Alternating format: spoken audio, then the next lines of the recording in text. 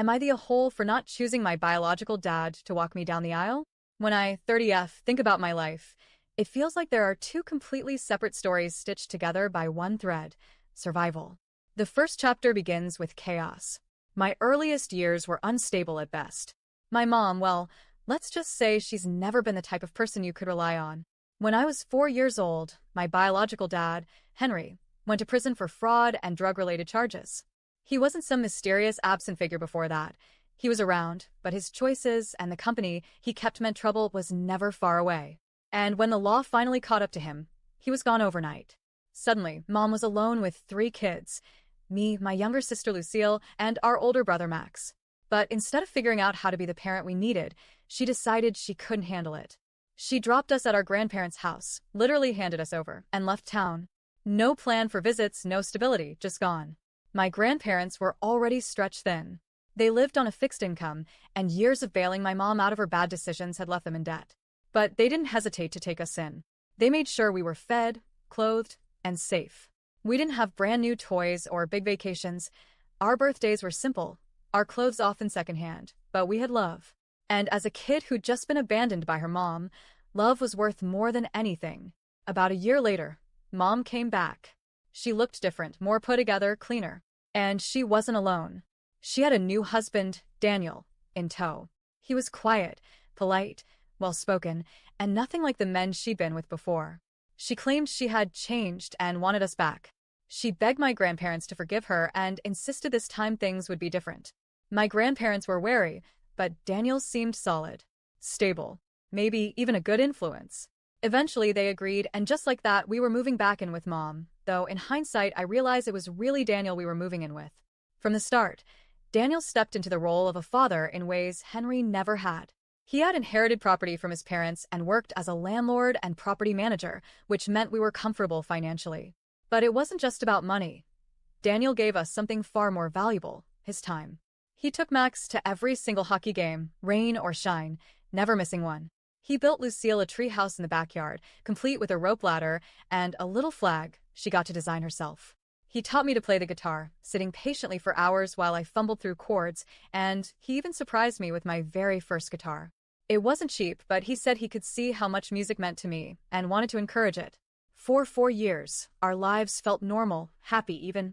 We had family dinners, movie nights, and birthdays with homemade cakes and laughter. I thought maybe, just maybe, Mom had finally gotten it right. But then she threw it all away. Again. She cheated on Daniel with a coworker, and when she was caught, she left, just like she had before. The difference this time? Daniel didn't leave us. Even though he had no legal obligation anymore, he stayed. He came to visit us at our grandparents' house, helped us with schoolwork, and continued to be part of our lives. My grandparents adored him, and he was always welcome. When I was 13, my grandpa passed away. My grandma couldn't afford the mortgage on her own, so Daniel moved all of us, grandma included, into one of his rental properties, rent-free. And when Max and I eventually went to college, Daniel insisted on paying for our tuition and living expenses. Mom did resurface again, this time with yet another husband, Bert. I was already away at college, so I didn't spend much time around him. But from what Lucille and Grandma told me, he was decent enough. The only issue? Bert wasn't thrilled about Daniel still being in our lives. He saw us as his stepkids and didn't understand why Daniel was still around. But frankly, we didn't care. Daniel had been more of a dad to us than anyone else, and we weren't about to push him away. Then came another life-changing moment. During my last year of college, Mom died from an accidental overdose. It was a strange kind of grief, complicated and heavy. I felt sad, but not in the way I thought I should. Truthfully, we had been far more devastated when Grandpa died. At her funeral, I saw a man who looked uncannily like an older version of Max. It was Henry, our biological dad. He'd been out of prison and rehab for years, but hadn't been able to reconnect with us because, as it turned out, Mom had intercepted and destroyed every letter he sent. At first, I didn't believe him. But later, when visiting the old house my grandparents once owned, the new owners told us they'd been receiving letters addressed to us from prison.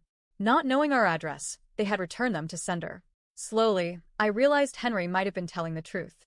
Henry was emotional, saying how devastated he was that our mom had kept him from us, and how badly he wanted to make up for lost time. So we agreed to start seeing him, occasional lunches or dinners, but it was never the same as with Daniel. We still had weekly family dinners with Daniel at Grandma's house. That relationship was deep, built over years of love, consistency, and sacrifice. Fast forward to now. I'm getting married in 3 months. Asking Daniel to walk me down the aisle was one of the very first things I did after getting engaged.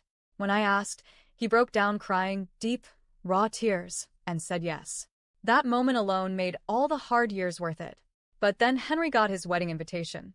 He mentioned to Grandma how happy he was to have repaired things with his kids in time to give one of his daughters away. Grandma, not realizing I hadn't chosen him, said, "Oh, she already asked Daniel." Henry was furious. He showed up at my house, visibly angry, and demanded to know how I could do this to him after everything Mom had already taken from him. I tried to explain, calmly at first, that Daniel had been my father in every way that mattered, but Henry kept getting louder. It escalated to the point where my fiancé had to step in and ask him to leave. The argument got so intense that neighbors actually called the cops. Since then, Henry has been sending me angry texts, accusing me of betraying him. Daniel even heard about the confrontation and, being the incredible man he is, offered to step aside so my real dad could take his place. That broke me. I told him, through tears, "You are my real dad." And we both ended up crying. But Henry hasn't stopped. He's been blowing up Grandma's phone, Lucille's phone, Max's phone, anyone he can guilt trip. At my bridal shower, I even got snide remarks from certain relatives about choosing a stranger over your own flesh and blood. Here's the thing, I don't hate Henry. I believe it when he says Mom kept him from us. I don't doubt that hurts him deeply. But Daniel stayed. Daniel showed up. Daniel raised me, gave me a home, paid for my education, taught me life skills, and loved me without obligation. So yes, I'm sticking to my decision. Daniel will walk me down the aisle. Am I the a-hole for choosing the man who raised me over my biological father?